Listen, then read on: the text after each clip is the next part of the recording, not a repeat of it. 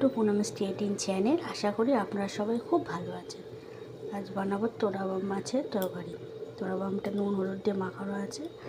এবার তেলে ছাড়বো একটা করে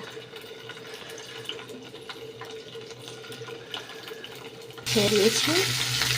এবার এখানে হালকা করে ভেজে তুলে নেবো। ভাজা হয়ে গেছে। এবার আলুগুলোকে একটু নুন হলুদ দিয়ে হালকা করে ভেজে নেবো। আলুগুলো ভাজা হয়ে গেছে, এবার তুলে নেবো।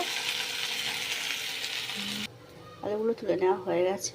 এবার কড়াই তেলের মধ্যে জিরে ফোড়ন, তেজপাতা আর শুকনো লঙ্কা দিয়েছি। এবার এর মধ্যে আদা দেবো। এর মধ্যে আদা দিয়েছি, টমেটো আর লঙ্কাটা পেস্ট করে নেবো। কড়াইতে পেঁয়াজটা ভেজে নেবো।